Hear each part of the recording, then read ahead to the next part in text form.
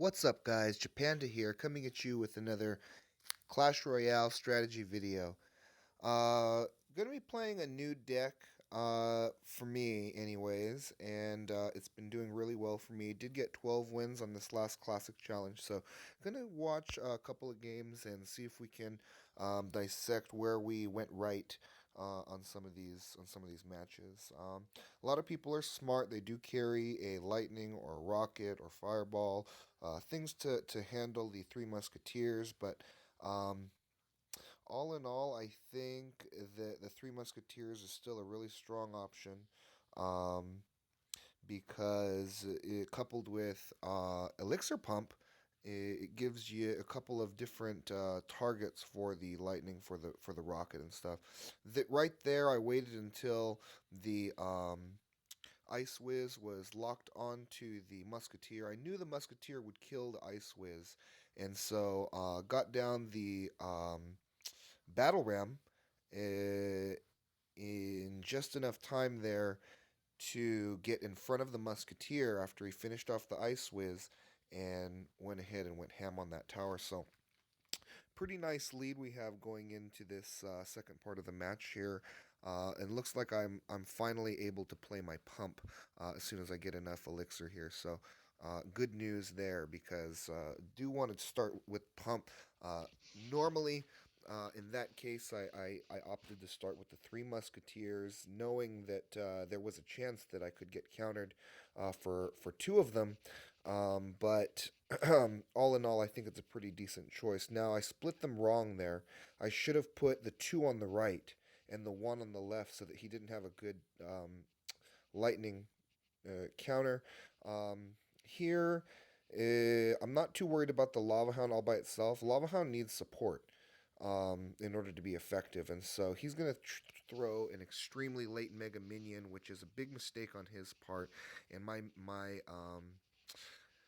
Minion Horde is going to clean up all of that damage there. Going to try and get that miner out into the tower before he can get any kind of good defense out there. And looks like the miner all by itself was able to take out that tower. And because of that, I do have enough to play Three Musketeers, and he did not have lightning um, ready for the Three Musketeers at that point. So we're going to go super ham on the right. He doesn't know which way to defend. He doesn't have the right cards to defend, honestly, and so he's just going to go ahead and give up, which I do not blame him for. I think this deck counters his pretty well, I should say. So even if you can't get those Three Musketeers, keep them alive, it's still good because uh,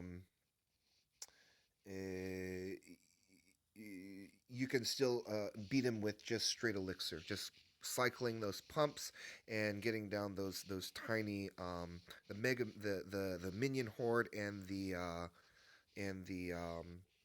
goblin gang spear goblins there to help things along. So gonna go ahead and get into another match here against the golem deck, and this is a pretty difficult deck to deal with unless you have the right counters. Looks like he's not going to have a real Three Musketeers counter in his deck, which in my Golem deck, I don't run Lightning.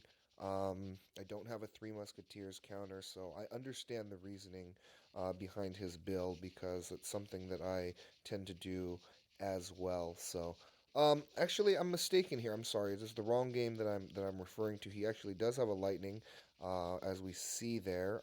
Doesn't have enough to quite catch those musketeers with the tower. Um, and I throw some useless skeletons to try to do some blocking for the musketeers from the tower because I wasn't sure whether or not he did have the lightning in tow or not. So I thought I got that miner down in time to distract that baby dragon. If that were the case, I would have dealt a ton more damage on that push. Not to be the case, unfortunately, and that mini P.E.K.K.A is a great counter to the battle ram. But he's going to throw a preemptive log, and I'm going to play my skeletons in the middle. I also had Goblin Gang just in case he hit a really nice log. So he was not going to hit my tower, I don't think. Um, Split my musketeers correctly that time. Did want him to go ahead and use the lightning on those, so I can make this big push happen on the right.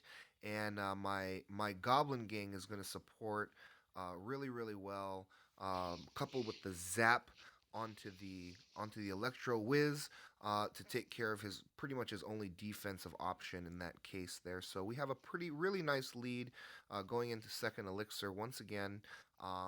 And we got two pumps down, so we're feeling really good about this match. I'm gonna go ahead and now this time I split the musketeers correctly in my opinion because I'm okay with him lightning that side. And I got the battle ram down just in time, perfectly timed.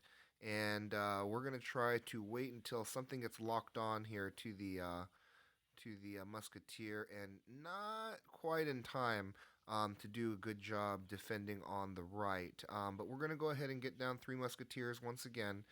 This should do a pretty decent job of um, taking care of those. He leaves one musketeer. We get a battle ram in front of it. The miner's going to distract the mini P.E.K.K.A, allowing the battle ram to hit the tower. And another zap plus the goblin gang coming around again to kind of clean up the his only defense once again. I think he could have defended a little bit better, honestly, but we're going to take that one away. No complaints here. And let's get into the final game against another Golem deck. Looks pretty similar to the one that we just faced, except for that he's running Tornado instead of Log, and Knight instead of. Not sure what the other substitution is. Knight instead of Mini P.E.K.K.A. So go ahead and let's just go ahead and get into this last match here and see what turns out.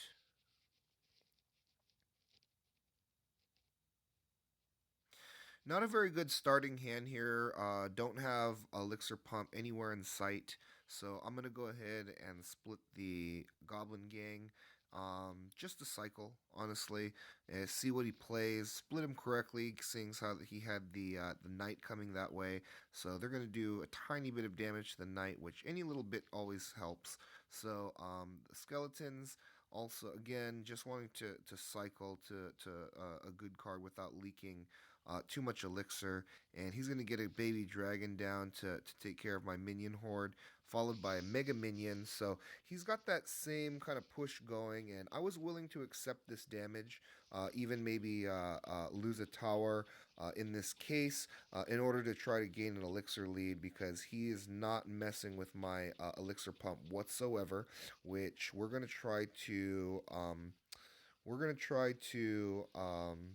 turn into some good damage on the other side. So without waiting too long, I went ahead and went on a really aggressive push on the left, and he could have played knight, but he decided that it was just more worth it to him to let the tower go there, which I'm not sure if that was a really good choice or not. So I get down a second pump without reaching full elixir. I went ahead and threw the miner to see if I could catch him off guard on a counter on his elixir pump. So our elixir pump has full health. His is only a quarter health. So I think we're winning there. Going to go ahead and split the musketeers correctly.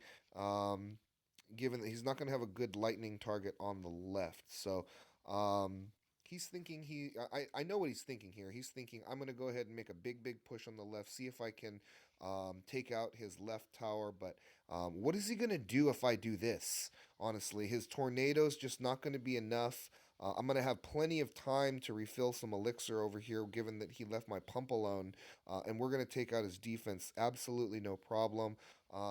Leaking some elixir here because I'm kind of watching the top, but get down another three musketeers. He does not have enough for a lightning anymore because he spent it on another golem, just desperation trying to get that tower to prolong the game. But my other two musketeers were locked onto the tower. The king's tower was busy on the minions from the left, and so we were able to take him out no problem.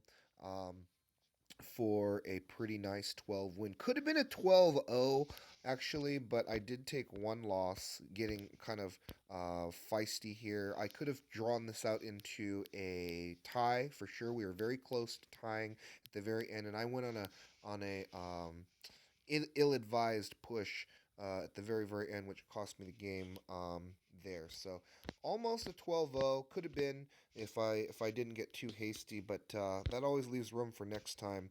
And next video, I'm probably going to get into this double elixir draft challenge, and hopefully we can do well there as well. So thanks for watching, and stay tuned for even more free to play Clash Royale strategy videos.